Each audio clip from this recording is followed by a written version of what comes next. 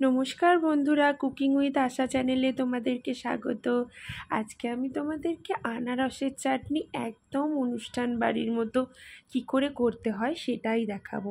অনুষ্ঠান বাড়িতে যেরকম ঝোল ঝোল মতন থাকে, তোমরা করতে গিয়ে অনেক সময় বলেছো আনারসের চাটনি কিন্তু একদম কীরকম এঁটে যায়, কীরকম জেলির মতন হয়ে যায়, ওই ঝোল ঝোল টেক্সচারটা পাওয়া যায় না। আজকে আমি তোমাদেরকে এই রকম ঝোল ঝোল মতো টেক্সচার পাওয়ার জন্য ঠিক কিভাবে কি করতে হবে সেটাই স্টেপ বাই স্টেপ দেখিয়ে দেব। একদম এরকম অপূর্ব খেতে হয়। আর খাবার শেষ পাতে যদি এরকম চাটনি আর তার সাথে পাঁপড় ভাজা পাওয়া যায় তাহলে তো আর কথাই হবে না, এতই দারুণ খেতে লাগবে। তাহলে চলো দেখে নেওয়া যাক যে কি করে করেছি আমি এরকম চাটনি। এর জন্য দেখো, আনারসটাকে আমি কেটে আগে পিস পিস করে কেটে নিয়েছিলাম। তারপর এরকম একটা গ্রেটারের সাহায্যে আনারসের এরকম পিসগুলোকে কিন্তু গ্রেটার দিয়ে গ্রেট করে নিয়েছি। আর দুটো পিসই মাত্র বাকি আছে, সেটাও তোমাদেরকে দেখিয়ে দিচ্ছি। ঠিক এইভাবে বেশি জোরেও ঘষতে হবে না, এরকমভাবে ঘষলেই কিন্তু খুব সহজেই আনারসের পাল্পটা এইভাবে বেরিয়ে আসবে আর একটা স্মুথ একটা টেক্সচার মতন তৈরি হবে। একটু একটু দানা দানা মতো থাকলেও কিন্তু কোনো প্রবলেম নেই, সেটা মুখে পড়লে দারুণই লাগে। আর এটা তো এমনিতেই সেদ্ধও হয়ে যাবে। তো সবটাই আমি এরকমভাবে ঘষে নিয়েছি, নিয়ে পুরো আনারসটা কিন্তু এইভাবে একটা পেস্টের মতন করে করে নিয়েছি।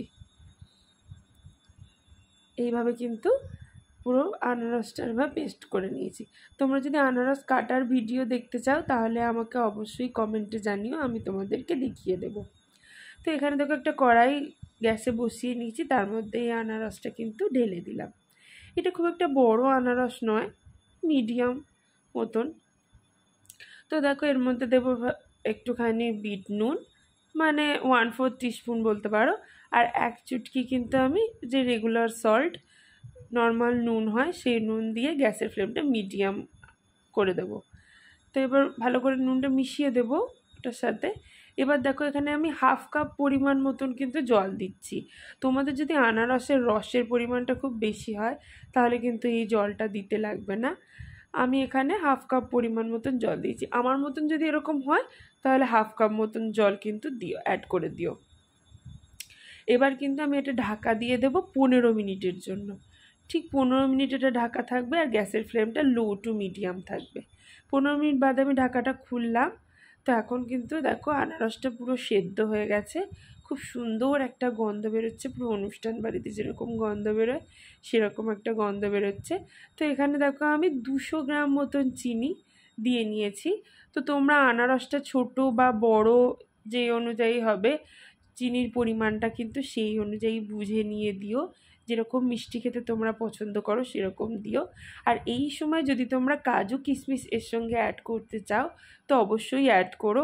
আমি অ্যাড করলাম না, তার কারণ আমাদের বাড়িতে কেউ কাজু কিশমিশ খেতে ভালোবাসে না, সবাই বেছে বেছে ফেলে দেয়। সেই কারণে আমি আর এর মধ্যে কাজু কিশমিশ দিইনি। কাজু কিশমিশের জন্য কিন্তু আলাদা করে কোনো স্বাদ হয় না, যে ভালোবাসে সে কাজু কিশমিশটা দিয়ে অ্যাড করে খেতেই পারে। তো এটা আমি আবার 5 মিনিটের জন্য ঢাকা দিয়ে দেবো। 5 থেকে 7 মিনিট কিন্তু এটা আবার ফুটবে। 5 মিনিট বাদে আমি ঢাকাটা খুললাম, খুলে ভালো করে একটু নেড়ে দিচ্ছি। আর এই সময় তোমরা কিন্তু চেরি যে আছে, চেরিটাকে ছোট ছোট পিস করে কেটে এর মধ্যে অ্যাড করে দিতে পারো। কিন্তু মনে রাখবে চেরি বা বেদানা বা লেবুর রস এগুলো অনেকেই অ্যাড করে, এগুলো অ্যাড করলে কিন্তু এই আনারসের চাটনিটা বেশি দিন তোমরা রেখে কিন্তু খেতে পারবে না। তাই জন্য আমি কিন্তু এই বেদানা বা লেবুর রস এগুলো কিছুই অ্যাড করিনি। তো এখানে দেখো আমি বোলের মধ্যে ঢেলে নিয়েছি সার্ভ করার জন্য। ভীষণই ভালো হয় খেতে এটা, তোমরা অবশ্যই কিন্তু ট্রাই করো। আর কেমন হয় আমাকে জানিও। আর লাইক কমেন্ট শেয়ার করো, আমার চ্যানেলটাকে সাবস্ক্রাইব করো। আর বেল আইকনটাও কিন্তু প্রেস করতে ভুলো না আমার নিত্য নতুন রেসিপির আপডেট পাওয়ার জন্য। ধন্যবাদ।